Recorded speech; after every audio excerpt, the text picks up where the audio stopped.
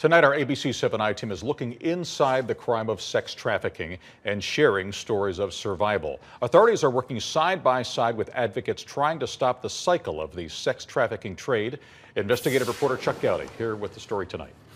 Alan, tonight the I-Team's inside look into what the FBI, Cook County Sheriff's Department, and not-for-profits are doing to break up sex trafficking, and how a new law will help their efforts. Stories of survival. Those who actually escape sex slavery face difficult roadblocks as they try to rebuild their lives. I ran from the violence that was going on in the household and ended up on the street. The thing about the streets, though, is there's always someone that's willing to take advantage of your vulnerability.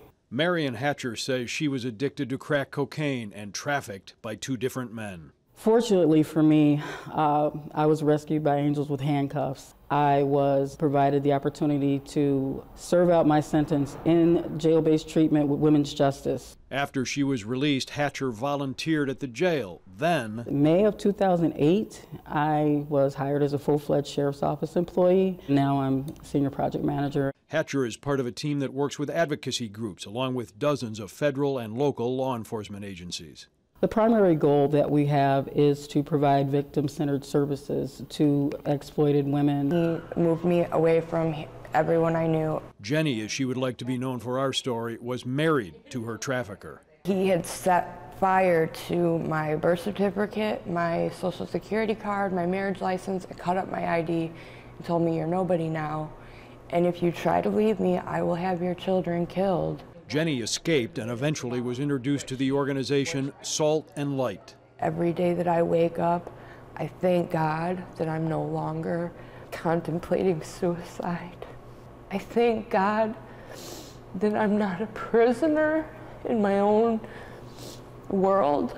Isabel Olson founded Salt and Light to help sex trafficking survivors start over. As a teenager, Olson says she was manipulated and abused by an older man. It was a rough road, but at the same time, I feel like everything kind of prepared me to do what I do today. Experts say 60% of women in the sex slave trade are trafficked before the age of 18. And so they don't have any formal training. They don't have any job. There's nothing to go back to. The organization provides a safe space for survivors to learn job training and self-care. They get a food handler's permit, a yoga teacher certification program, and a personal training program. So the idea is to give them lots of options. Corinne Kopsky is the daughter of two Chicago police officers and is a sex trafficking survivor. This isn't just something that you do on the weekends. You know, when you live the sex trafficking lifestyle, it's all-encompassing, every part of your life. So you never really have a sense of feeling safe. Kopsky and other Salt and Light participants tell the I-Team the group has helped them turn their lives around.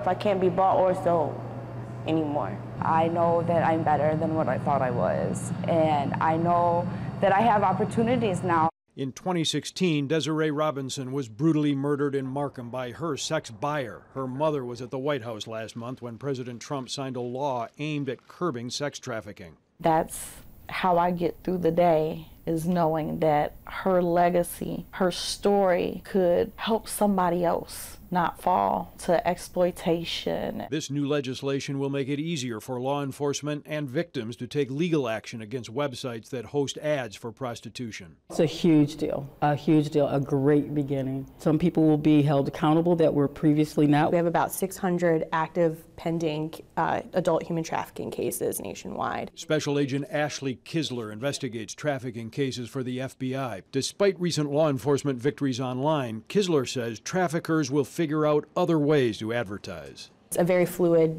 medium, and these traffickers are very savvy, so I think they'll find another way around it. The message from survivors: there is hope. This is seriously about the greater good and dignity and respect for human beings, not to have to sell their bodies to survive. How can you fail when you have so many people that believe in you?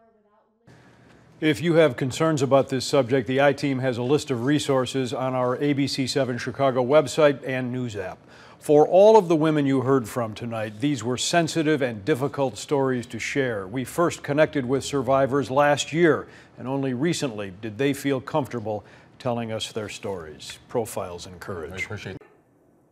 Hey, if you like that video, be sure to subscribe to our ABC 7 Chicago YouTube channel.